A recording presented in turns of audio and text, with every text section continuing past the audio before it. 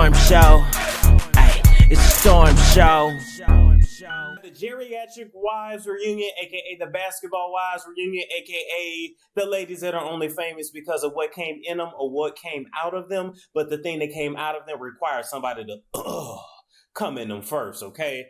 So this second part of the reunion was truly a snore. It was just useless, you know, much like their storylines, much like their boxes. Useless, and nobody wanted it, but I sat through it. And yes, an hour of my life I can't get back, but let's get into it. So CeCe, Byron, and Kristen, all right? I don't care what nobody say. Byron is one of those old school Negroes that believes once you grown, he don't owe you nothing. Get the hell out of my face. Don't make me pop you still, okay? Byron loves CeCe. CeCe ain't going nowhere, and he gonna ride for his woman. Because at the end of the day, his son, his daughter-in-law, any of his daughters can't keep him warm at night and make him feel, you know, love you long time the way CeCe love him long time. Y'all can't do that for him. Y'all ain't gonna rub Bengay on his head, shoulders, knees, and toes. CeCe do that. So CeCe is here to stay. Byron did not like Kristen way before them cameras even started rolling. I don't give a damn what nobody say. Byron loved Thomas. That's his son. He ain't let nobody come in between his son. Like I said, he one of them old school folks. But he did not like Kristen, and Kristen coming on TV saying that he was a bad grandfather and he doesn't come to visit Kenzie, only put the icing on the cake. So he is done with you, Kristen. He will never talk to you again. He will never acknowledge your presence. Him and his son will continue to communicate on the low, behind your back, and he will always ignore you. And we all got those family members that we ignore. Moving right along, let's get into this whole OG's aggression, and is she a target? Yes, she was absolutely a target. OG, throughout the season, every time she would stand up for herself or even insert herself in a situation, she was automatically shut down by the group. It was like, you know, you can say something, but, oh, you're going too far, and, oh, you ain't been around that long, and, oh, you can't offend us, bull honky. At the end of the day, OG didn't subscribe to none of y'all rules. She didn't let y'all bully her, and she stood up for herself, and that is what y'all were offended by. And I will say this, OG wasn't no saint though, okay? The main thing I did not like that OG did this season is when she exposed Thomas, what's that nigga name? Thomas, yeah. Thomas Scott, who's Kristen's husband, a baby daddy, a baby father, one of them. Exposed the fact that Byron was not his biological dad. I feel like that wasn't her place to do. I feel like that was a little bit too low below the belt. I'd rather her just sock Kristen in her face. However, it really was kind of like an open secret, so shouldn't have been a big deal, but was said in a way that was meant to be a big deal. And then Kristen doing all that.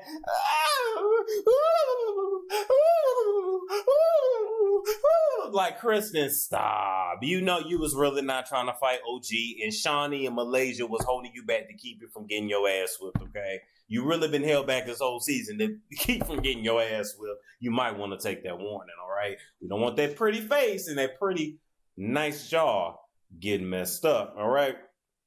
So, yeah, she was a target. She didn't do nothing different than any other girl did throughout the season. And it is what it is. Moving right along, Jennifer and this tied slave storyline with Evelyn. Evelyn is steady playing the master role, steady trying to get her house nigga in line. And Jennifer has run away from the plantation known as Evelyn's box. She is done sucking all of the arroz con pollo and the arroz con frijoles out of Evelyn's box, all right? And she's ready to stand up for herself for once and be a woman.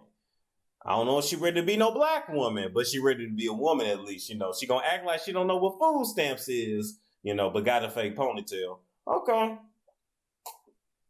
And Asian stole contacts. Get it how you live, Jennifer. But at the end of the day, Jennifer, I am on Evelyn's side on this. You talked about Shaunie's, and that is just a line that you should not cross with somebody that you say you loved for so many years. Evelyn was wrong too in her constant attacks of you, and it really seemed like she was really only your friend when she didn't have nobody playing in her box. So when her box was empty, she'd call you, Jennifer, so you didn't come in. You know, you didn't come and service her box the way Precious served Monique in the movie Precious. Y'all will get that, and then when it got some chicken later. But anyway, Jennifer just made it very clear, like, I ain't trying to repair nothing. I ain't really trying to tell you what I said, and I'm going to just keep denying it. And that tells me that what you said must have been really bad about Shaunie, but we going to leave that alone. Y'all ain't meant to be friends. Don't y'all bring this tied into storyline next season. We don't want to hear it, all right? Next, Malaysia, and then Jennifer getting into it, and Malaysia leaves the whole reunion. And I'm just like, what the hell is going on? Everybody's leaving. Everybody's breaking their contracts. Ain't this should have never been done. I feel like they could have just ended the season the way it did, because this reunion made all y'all look like a bunch of fifth graders. These women are grown, acting like they little. But I'm proud of Malaysia, because she didn't haphazardly throw no table, because when she tried to throw the table before, she just halfway through it. She didn't really throw it. She didn't go titty to titty, toe to toe, and clit to clit with nobody, like she did with Jackie. She didn't play the musical tables like she did with Jackie, Miss Compton. She just got her stuff and she politely left. I'm assuming to prevent her from laying hands upon Jennifer's face. But quite frankly, Malaysia, we ain't seen them hands come out in a minute. So, do you still got them? Moving right along. Let's talk about what else we got on our list today. Oh, God, the messy queen. All right. Let's talk about Messy Queen. This messy queen from Atlanta ended up splitting up friendships and tearing this whole group apart. But it ain't really his fault. They let him. He was a fan at the end of the day. He somehow... Well, he DM'd Jackie. He continuously DM'd Jackie until she said, let me just call this fool. And invited him on the show. And boom, here we go today. This whole half sack of shit, known as a show, okay? Here's the thing. I didn't believe nothing he said. They shouldn't have believed nothing he said, because it didn't even make sense. Jennifer ain't tripping off Malaysia's kids. Jennifer don't care about Malaysia. Jennifer only talk about people's kids that she close to and that she love and that trust her. So she don't give a damn about Malaysia's kids. Secondly, keep all the messy queens about your business, because they ain't really no good. They messy. They come to steal, kill, and destroy. You know what I'm saying? Tell a bunch of lies. Down people for the very same stuff that we know they've been through. Because we know they didn't come for shit. Because if they came for shit, they wouldn't be doing what they do on camera every single day. They struggle twerking. They sit up on camera with a chest that needs a perm. So leave the messy queens where the hell they are. That's my PSA to all the ladies out there. Moving right along. Okay, who leaked the story? Who leaked the story that Wacky Jackie got beat up and had a concussion? I didn't believe that Jackie leaked that story, and here's why. We're going to get into some season 2 gossip right now. I about missed my whole damn mouth. Not on my level. That's good. Back in season 2, season 1, one of them, y'all remember that real thick girl named Brooke? She had the really big eyes, used to be a video model, really pretty. Brooke and Jackie got into a fight. If you remember that fight from that season, they ended up cutting it, and we never saw the full, brutality of the fight, but Jackie got her ass beat. And she threatened to sue if they showed the clip. So that's why it's only one clip of it, and it's on YouTube, and I've seen it once, and I ain't been able to find it since. But if you search, and you ain't got shit else to do with your life, like I really don't, but to make money and make a business, because I got to get out of Bates Motel. If you ain't got shit else to do, then you can probably find that clip. But Brooke beat up Jackie. Jackie threatened production. They got rid of the clip. So if Jackie don't want to show herself getting beat up, she damn sure ain't gonna put no story out to the press. I just don't believe it. She probably knows who did it, but I don't think she did it. Jackie pride too big. Jackie's pride is bigger than her ears. And them ears are steady growing the older she get. But we love you, Jackie, over here. We do.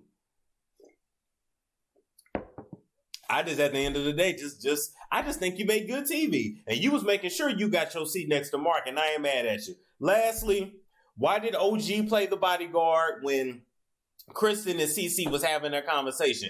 OG played the bodyguard because she knew y'all was trying to jump her. OG played the bodyguard because y'all know CeCe is not really trying to fight y'all. And I can't stand somebody that's trying to fight somebody that ain't really wanting to fight. Go fight somebody that want to fight you, Evelyn. You and your forehead got hands for everybody. You got heads and vein for everybody. You ain't got no hair that's running away from that forehead, but you got head and veins and hands for everybody that don't want it with you, but you got none when OG, boop, just boop, tapped you, had you in the grasses, face down, ass up. That's how you like to, had you like that. You got up all discombobulated and confused and started beating your cookie box into submission, but you had no hands for OG.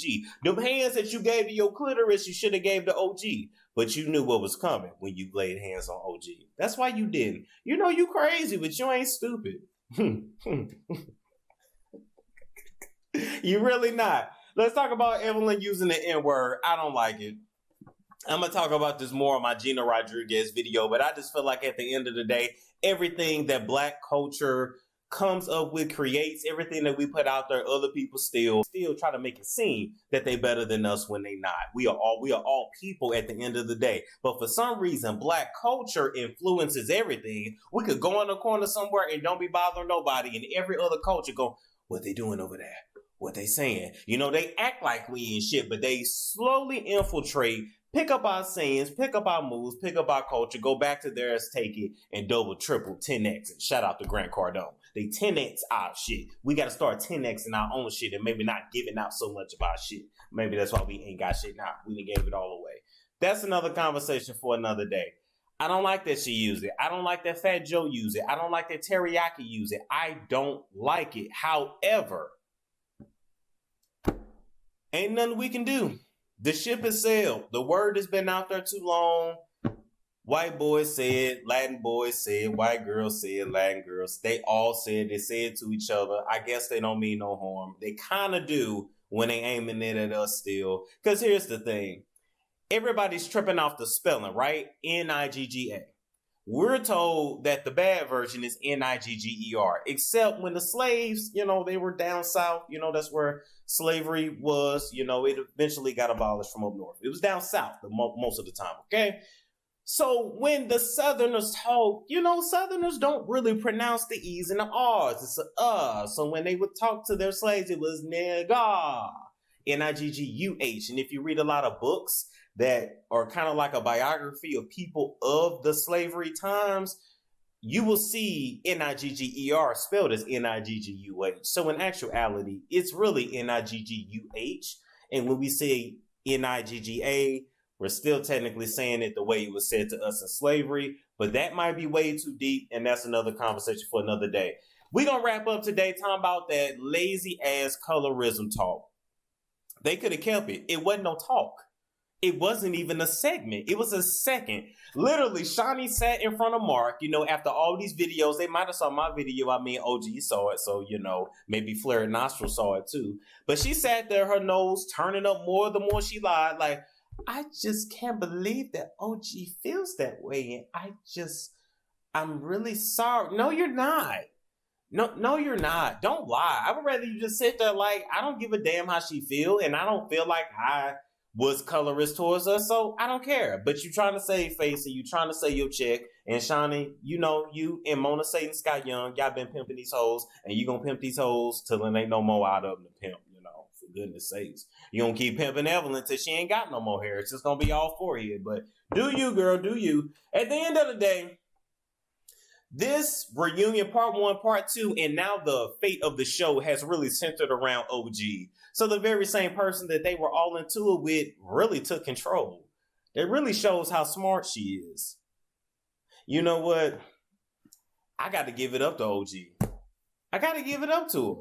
People can say she didn't have no storyline, but she sure created one, and the reunion wouldn't have been shit without her. They wouldn't have had nothing else to talk about. So that's that for Basketball Wives, aka Geriatric Wives. Let me know down below what you think. Is that show a colorist? Should it continue? Or should they just wipe the whole cast out and start over? Or should we just stop putting shows out here that got Black women fighting and acting a fool, and maybe more positive things? But would you guys even watch the positive stuff? That's what I want y'all to tell me down below as well. Before I go, I got to shout out my sponsors. Shout out to Smile Love. Smile Love actually has a new promotion going on. So they knocked out $300 off the price of the aligners. And with my new code STORM and then the letter M, so literally STORM M, you get an extra $100 off. So $400 all together. It's a really, really good deal. Check out that link down below in the description. Shout out to Regina's Hair Salon. She got a YouTube channel and a 4.8 out of 5 star rated hair salon in Houston, Texas. Shout out to Lotus Radiance. Lotus Radiance makes a bomb body butter to keep that melanin glistening and popping.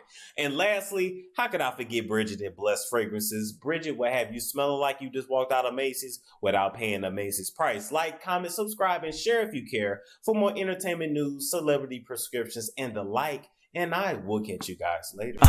It's Storm Show. Ay, it's Storm Show.